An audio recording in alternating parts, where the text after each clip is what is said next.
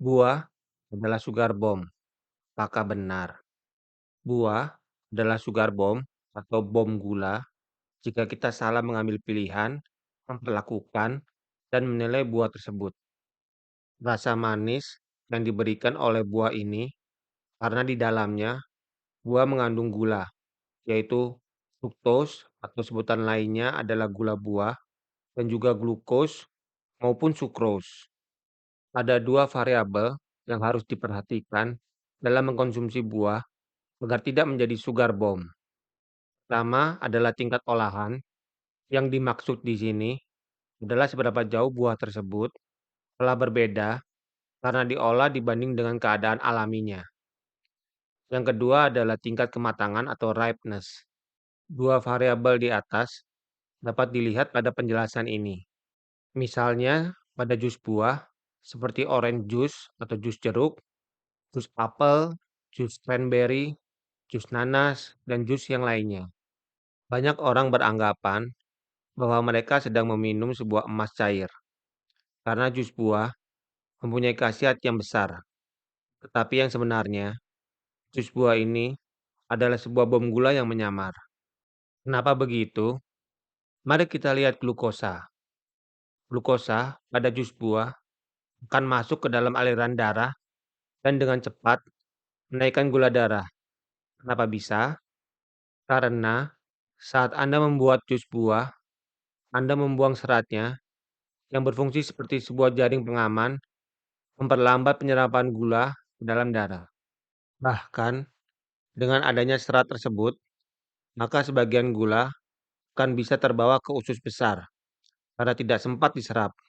Karena tidak adanya serat, terjadi lonjakan gula darah.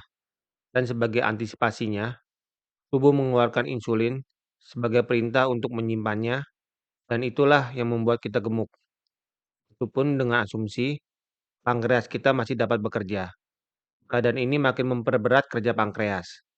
Jus buah yang dimaksud tidak hanya jus kemasan yang ada di rak-rak perbelanjaan, dan lebih parah jika tertera added sugar dalam kemasannya, yang sengaja dilakukan untuk memperlama umur jus tersebut untuk terus dipajang di rak. Tapi, juga perlakuan Anda di rumah dengan memblender sehingga serat-seratnya hancur ataupun memerasnya seperti cold press dan membuang seratnya sebagai sampah yang tidak terpakai adalah sama buruknya. Selain glukosa, mari kita lihat fruktosa pada buah yang juga bekerja sama buruknya. Meski tidak membangkitkan insulin terlalu banyak, tetapi jangan tertipu karena fruktosa langsung menuju ke hati tanpa melalui proses perhentian di pencernaan. Fruktos ini memang hanya dapat dicerna di hati, tetapi sayangnya fruktos di hati seperti tamu yang buruk, merusak tempatnya dan membuat mitokondria Anda berantakan. Lebih sedikit perbaikan, lebih sedikit penggantian, lebih banyak kekacauan. Dan apa upaya terakhir hati ketika tenggelam dalam kekacauan fruktosa yang manis ini?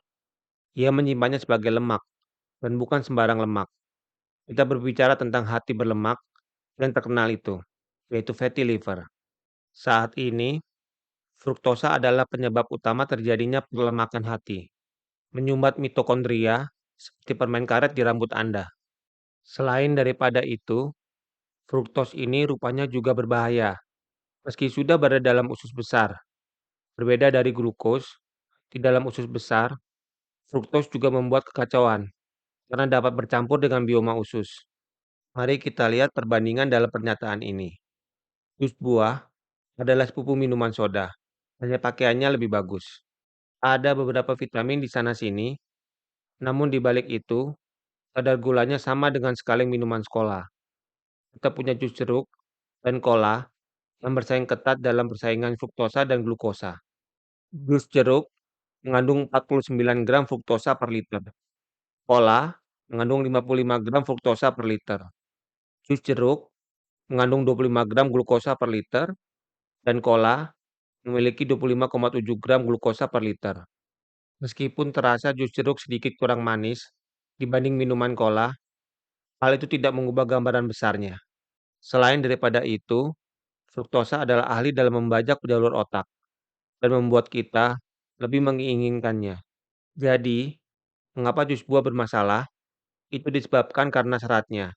Ya benar, karena seratnya sudah hilang, berkurang, atau berubah karena kita telah mengolahnya berbeda dari keadaan alami awalnya.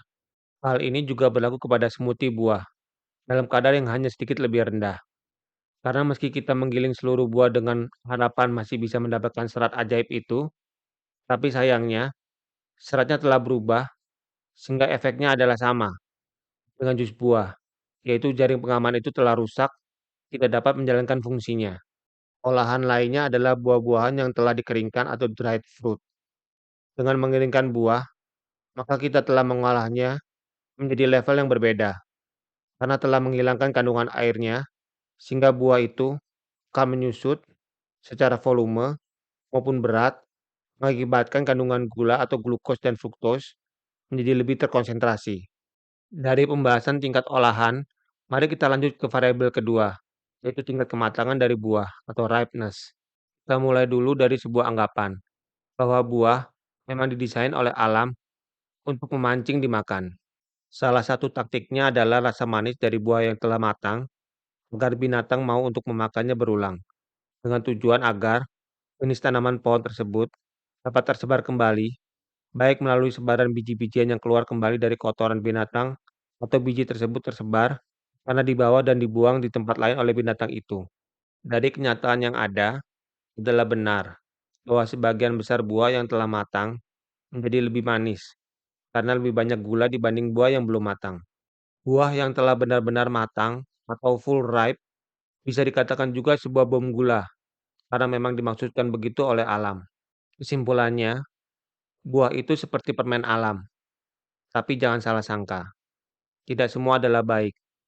Saat buah sesuai dengan selera Anda, itu seperti menekan tombol di pusat penghargaan nukleus accumbens otak Anda. Ini seperti pesta di sana, dan semua orang diundang. Pernahkah Anda mencoba makan sepotong nanas manis atau satu buah anggur saja?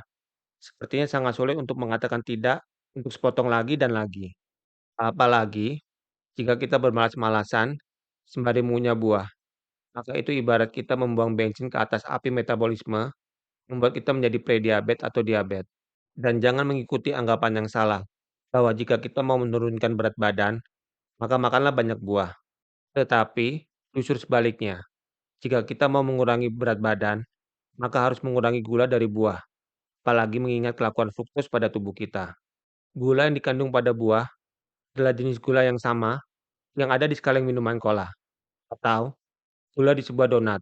Tidak ada bedanya secara kimiawi. Letakkan dulu di belakang.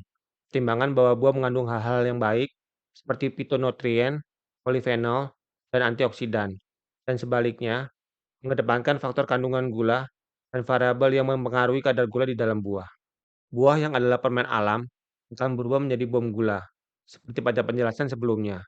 Oleh karenanya, untuk menghindari itu, makanlah buah tanpa diproses lebih lanjut, baik menambahkan atau mengurangi keadaan awalnya. Serat buah dalam keadaan alaminya sangat penting harus ada untuk mengurangi lonjakan gula. Makanlah dalam kondisi yang cukup matang saja, jangan terlalu matang. Buah mempunyai nutrisi yang baik yang diperlukan oleh tubuh. Meski beberapa kandungan yang baik itu masih diperlukan penelitian lebih lanjut. Tapi, lebih daripada itu, buah-buahan juga mengandung gula, sehingga sangatlah bijaksana untuk kita mengkonsumsinya dengan hati-hati. Lihat hal ini, maka ada baiknya Anda harus menilai buah yang akan Anda makan dengan keadaan atau kesehatan tubuh Anda.